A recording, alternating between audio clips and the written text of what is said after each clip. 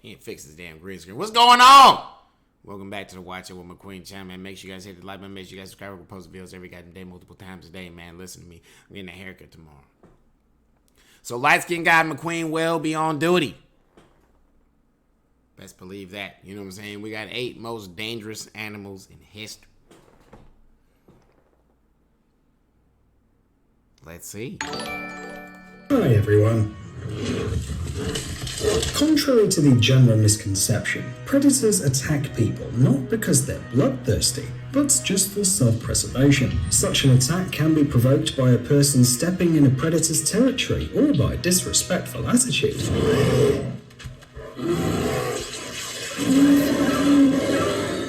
In any case, biologists argue that any aggressive behavior is almost always provoked. However, there are these so-called man-eaters, the animals who attack humans only because they're thirsty for human blood.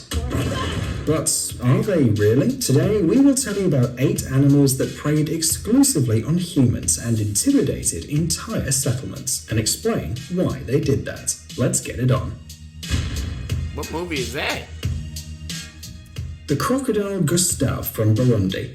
This legendary Nile crocodile lives in a distant African country called Burundi. He's over 60 years old, and he's known throughout the world for his bloodthirstiness. For the locals, Gustave is a creature of mythical significance. They fear him, worship him, and call him the demon crocodile of Burundi. Throughout his life, the croc killed about... Why not just kill the nigga?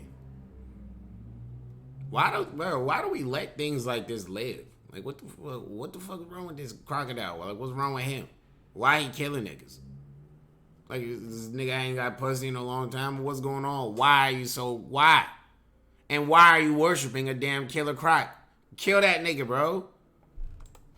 300 people. I'm in charge of this Burundi, bro. I'm telling everybody in Burundi, if I'm the president of Burundi, I'm like, everybody, we bombing this nigga. Gustave does not eat his victims, but simply leaves them at the crime scene. Gustave is believed to be one of the largest crocodiles in the world as well. Its length is at least 6 meters, and it weighs more than a ton. The reptile can be easily identified, not only by its gigantic size, but also by the numerous bullet scars throughout its body. All these injuries are most likely associated with numerous failed attempts to deal with the man-eating crocodile. But what is the reason of such bloodthirsty behavior? Some experts believe that this is due to the size of the animal. It's possible that his impressive size doesn't allow him to hunt prey typical of his species, such as large fish or antelopes, which is why Gustave has to choose larger mammals. The crocodile even hunts hippos, and usually crocodiles prefer not to mess with them.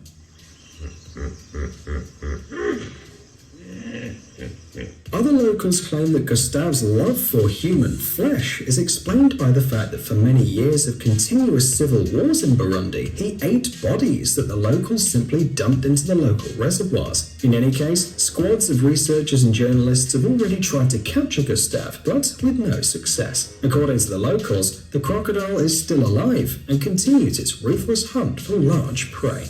Y'all need to bomb that Sharks nigga. from New Jersey. Get him out of here. Yep, today we know that it's better to stay away from sharks, especially great white ones. But 100 years ago, few people knew how dangerous they could be for humans, and the sharks didn't give much reason to be afraid of them. That all changed in the hot summer of 1916 in New Jersey, when 4 people died after a series of shark attacks. By the way, this incident was the inspiration for the novel and the movie Jaws, directed by the legendary Steven Spielberg. Charles Van Sant was the first victim of the local sharks. He was attacked by an ocean monster in shallow water while he was swimming with his dog. When the man was dragged ashore, it turned out that his femoral artery and leg were torn. Unfortunately, Charles didn't survive. The second victim was then attacked 5 days later, this time further away from the coast. And the other 2 were attacked in the river near the city of Madavon, 24 kilometers away from the sea coast. Obviously, no one expected shark attacks here. However, they did happen and left 2 people dead and 1 wounded. Of course, after everything that happened between the 1st and the 12th of July 1916, the entire coast of New Jersey was in a panic. The media didn't mention sharks were involved in these attacks in order to avoid greater unrest. At that time, almost no one...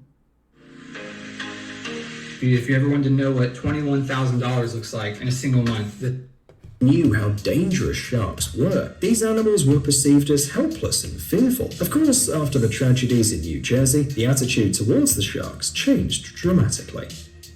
The Beast of Gervon. Meet the most mysterious hero of French folklore, who killed at least 200 people in the period from 1764 to 1767. The beast that consistently exterminated the people from Gervon province in the south of France was never identified. Some even believe it was a werewolf. The thing is that the beast was the size of a cow, but looked like a wolf.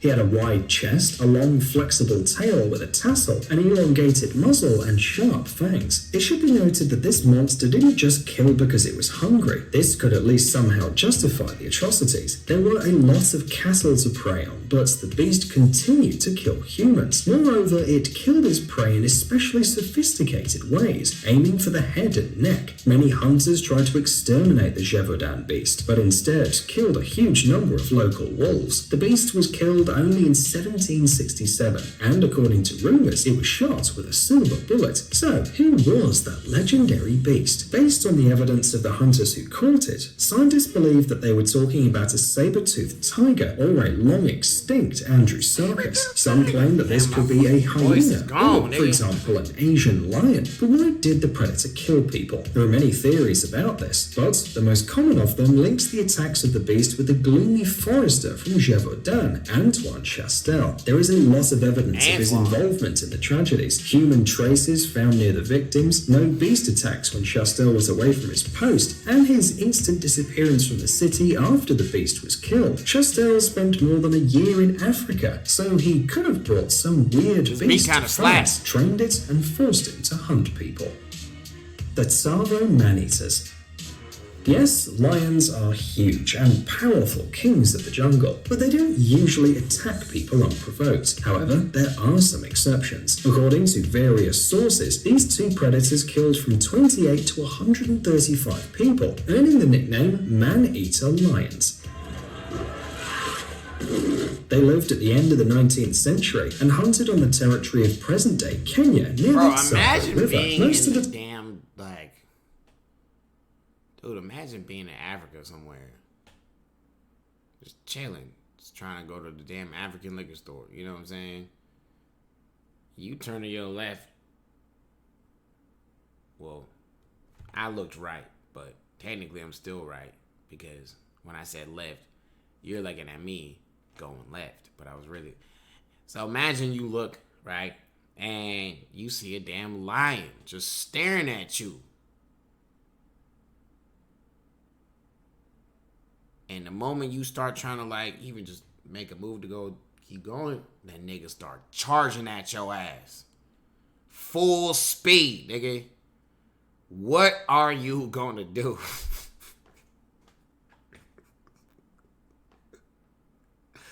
What are you gonna do, bro? I don't know what the hell I would do, bro. That would suck. That would really, really, really suck. Damn. At the time they killed workers who were building a bridge across this reservoir. The animals were quite smart too. They waited until the workers went to their tents after a hard day and fell asleep, and then attacked the helpless victims.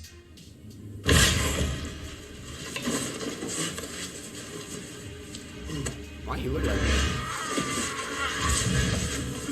After several months of fear and panic, both lions were shot. When the animals were brought to the Field Museum of Natural History in Chicago, scientists from all corners of the world began a detailed study of their bodies. After they analysed the behaviour and organism of the man-eater lions, they came up with some theories about their aggressiveness. Among them is a lack of regular food like cattle and problems with the teeth and jaws. Sankibetsu brown bear.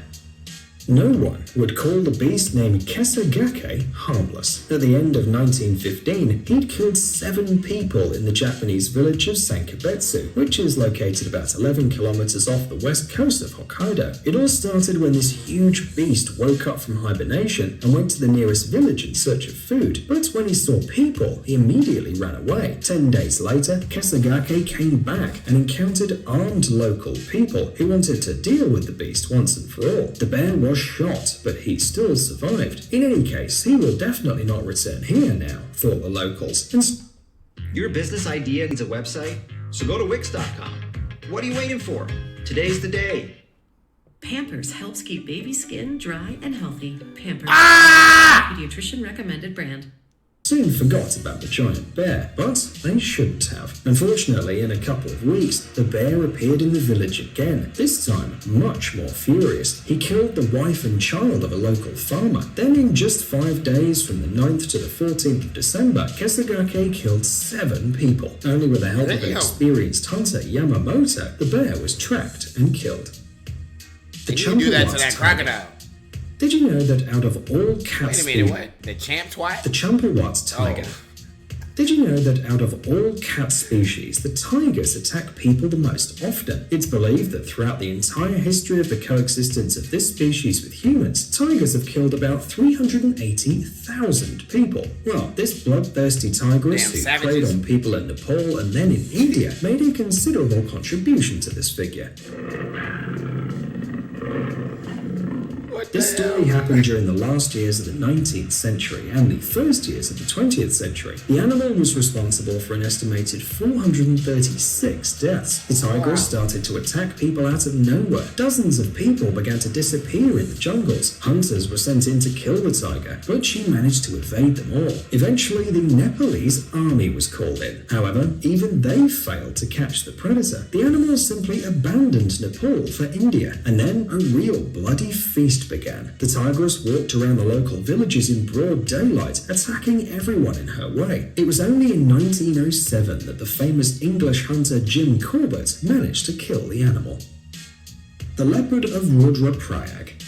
Another bloodthirsty wild cat, a leopard from the Indian district of Rudraprayag, ate at least 125 people from 1918 to 1926. Nothing could stop this leopard. At some point, the locals stopped even leaving their houses at night, but this did not help. The leopard got right into the human houses, which as a rule had very fragile walls, often made of straw. People tried to catch this predator for several years. Soldiers tried to shoot and ambush the animal, but every time the leopard escaped. The predator was killed in 1926 by the same hunter we mentioned just before, Jim Corbett. Lions from Njombe. As a rule, healthy lions in adequate living conditions feed on antelopes, zebras, and other herbivores, occasionally attacking giraffes or elephants. However, there are some exceptions. Perhaps the worst incident happened in Tanzania in 1932. Back then, the lion pride with more than 24 predators killed about 1,500 people from the local Njombe tribe. The locals even came up with a legend that says the pride was allegedly controlled by a certain shaman who decided to set the lions on the inhabitants of the village, but the reasons for this behavior are much more prosaic. According to the doctors who studied the bodies of the lions after they were killed by the hunter George Rushby, many Maneater lions suffered from problems with their teeth. They simply couldn't catch quicker prey, which most likely explains their gastronomic inclinations. Psst, dude, are you looking for new technologies and great gadgets? Anyways, man, that's it for this video. Make sure you guys hit the like and make sure you guys subscribe.